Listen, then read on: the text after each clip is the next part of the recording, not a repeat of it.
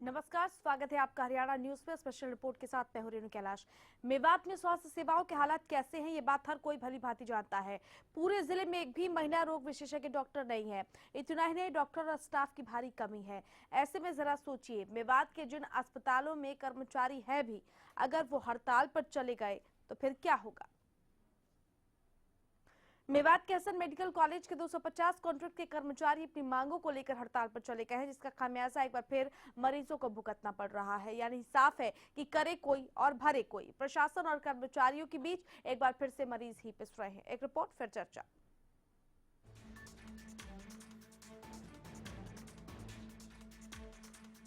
इन तस्वीरों को देखकर आप समझ गए होंगे कि आखिर यहाँ हो क्या रहा है।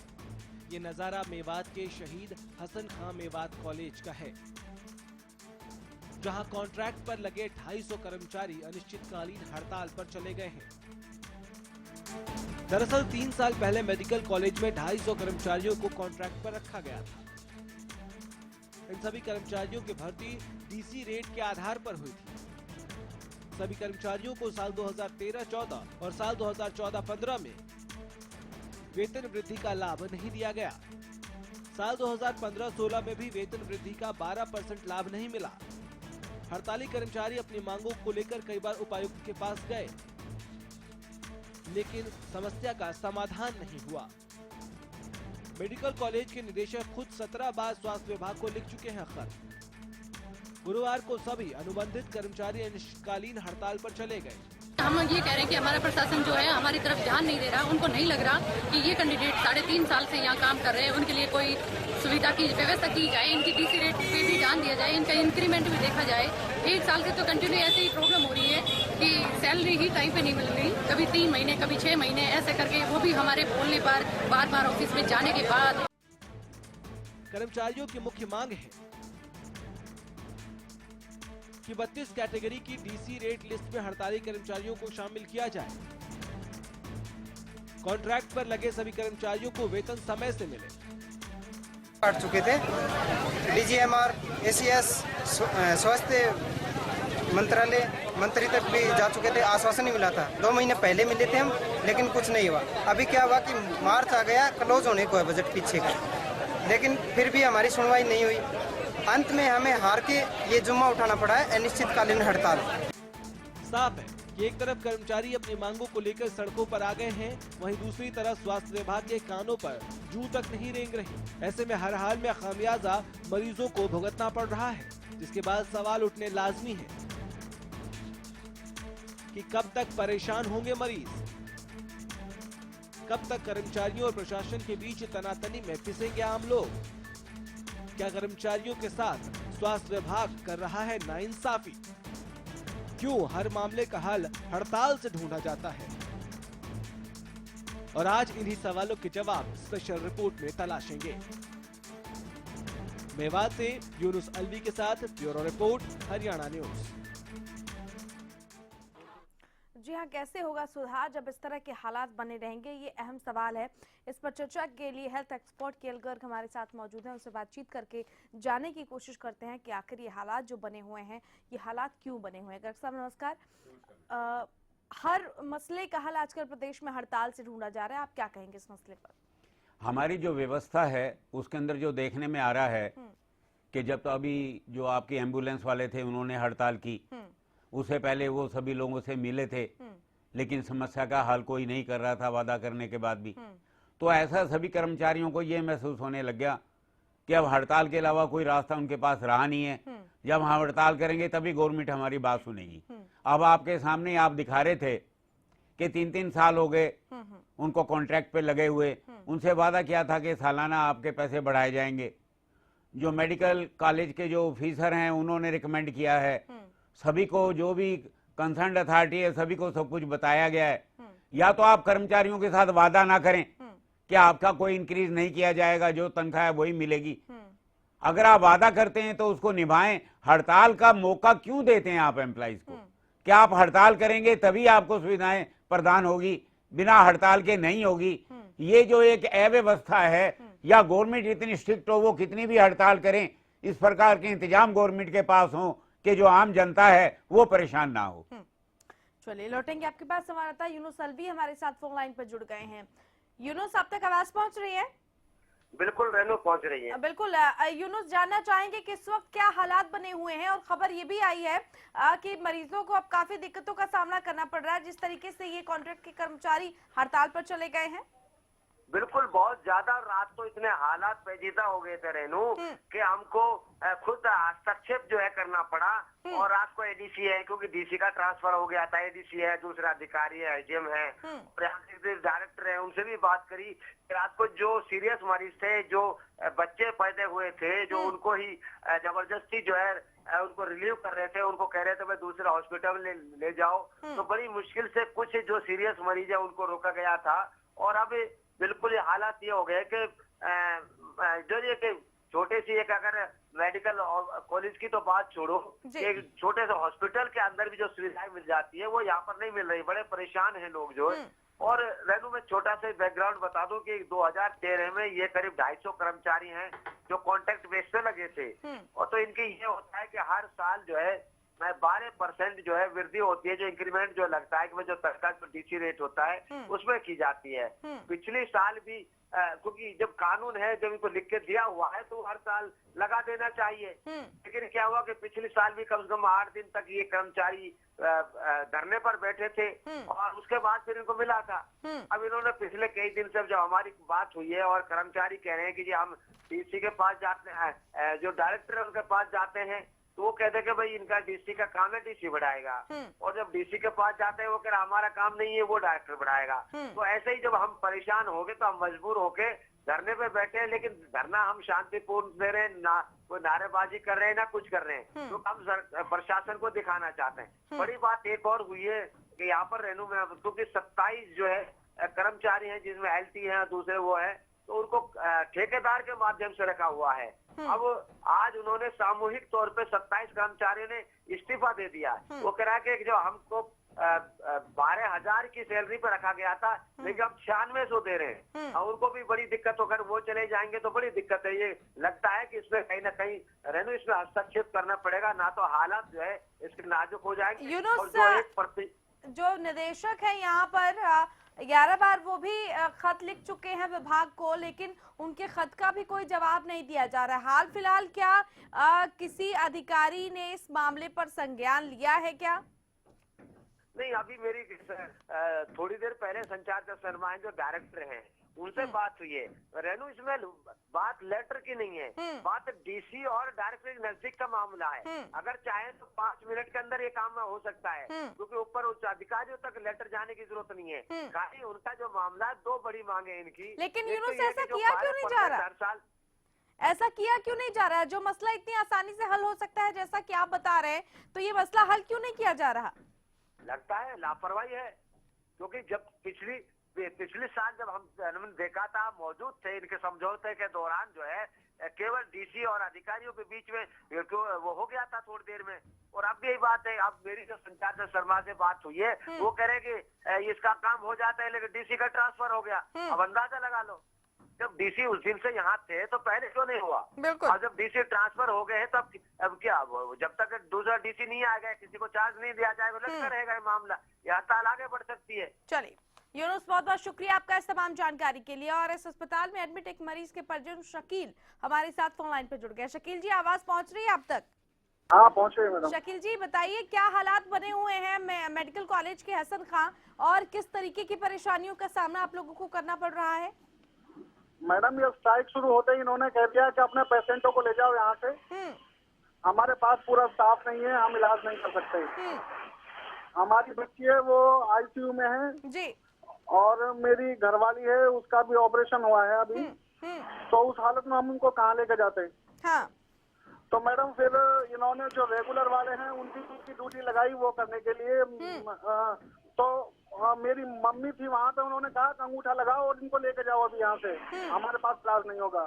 उसके बाद में हम तो घबरा गए, फिर हम डीसी साहब के पास गए तो उन्होंने बोला कि डीसी साहब है ही नहीं, डीसी साहब का तो ट्रांसफर हो चुका है। उसके बाद एसडीएम साहब के पास गए, एसडीएम साहब ने कहा कि भाई ये मेरे बस की बात नहीं है, आप मेरे सीनियर अधिकारियों से बात करो।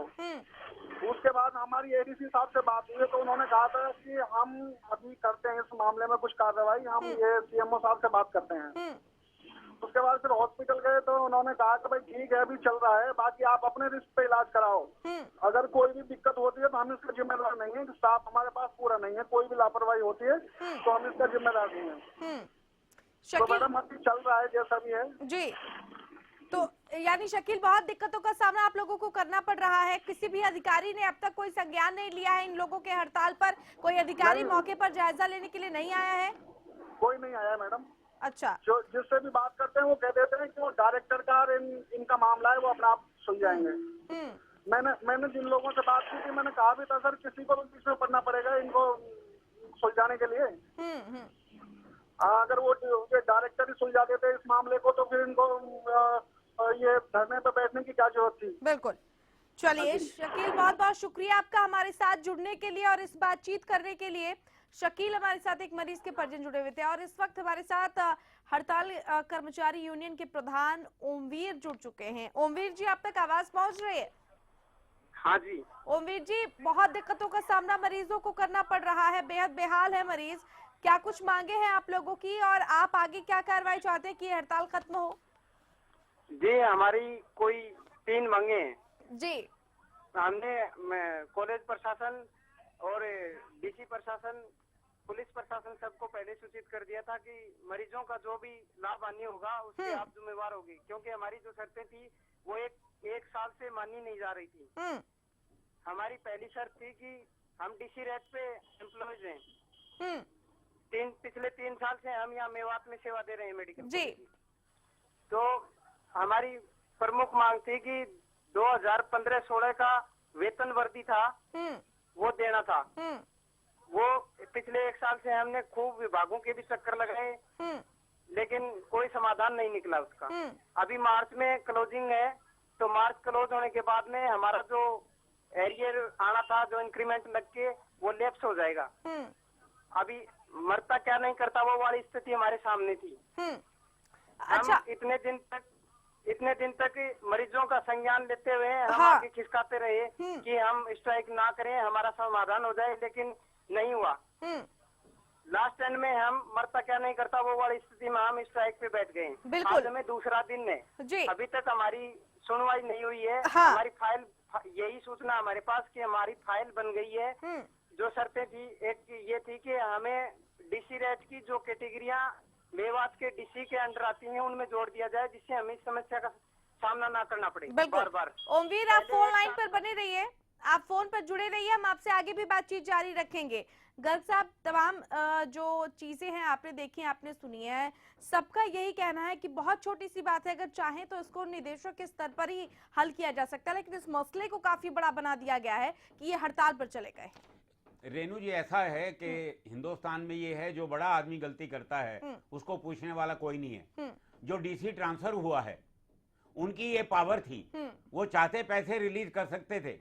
डायरेक्टर उनको कई बार लिख चुके थे, लेकिन उन्होंने अपनी जो जिम्मेवारी थी, अपनी जो काम था उसको बखूबी नहीं निभाया।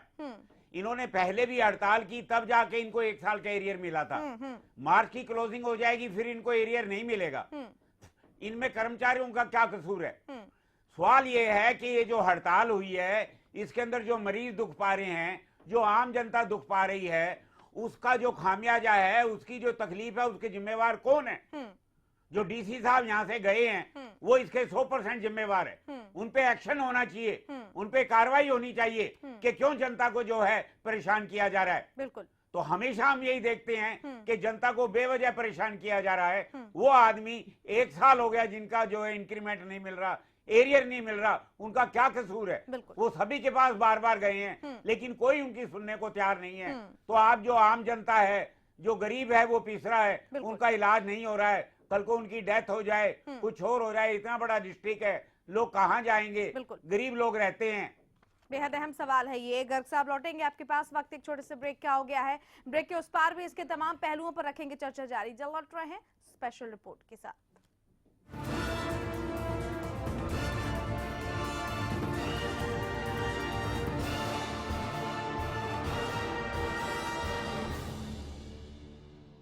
खूबसूरत मखमली गुदगुदाता एहसास होगा, शीतल हो कोमल हो कुदरती एहसास Voga, a beating force in style. 2016 के लिए ICS कोचिंग सेंटर 50 लाख रुपए की छात्रवृत्ति की घोषणा करता है। अब की बार 12वीं क्लास के पेपर देने वाले छात्र इसमें एलिजिबल होंगे। एक साल की तैयारी में सरकारी नौकरी पा सकते हैं। फ्री स्कॉलरशिप के लिए फॉर्म ICS कोचिंग सेंटर के ऑफिस में अवेलेबल है। 1 अप्रैल से पहले सबमिट करवाना है। ICS coaching centre free scholarship test लेगा। टेस्ट की भी फ्री तैयारी करवाएंगे। जो स्टूडेंट्स इसमें इंटरेस्टेड हैं वे अप्लाई कर सकते हैं। The wait for global education in Sirsa is finally over. MDLR Group presents MDK International School, a new landmark of world-class education in the green belt of Sirsa. The first residential cum day boarding school in Sirsa, affiliated to Cambridge University, London, brings forth a global nurturing environment under the guidance of Mr. Lawrence Frey, Director, MDK International School. MDK International School also offers fully air-conditioned campus, state-of-the-art infrastructure, well-stocked library, and a spacious cafeteria serving hygienic fresh meals. The world-class sports and well-being facilities ensures the all-round development of your child at MDK International School. Visit our campus near Tarkeshwaram Dham at Rania Road, Sirsa. For details, call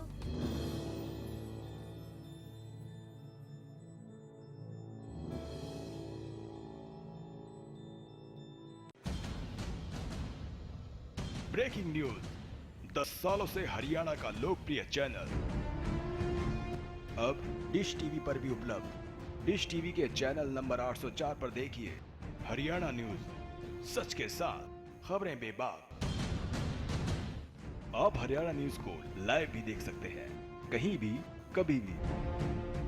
खूबसूरत मखमली गुदगुदाता एहसास होगा, शीतल हो कोमल हो कुदरती एहसास। Riva, a beating force in style.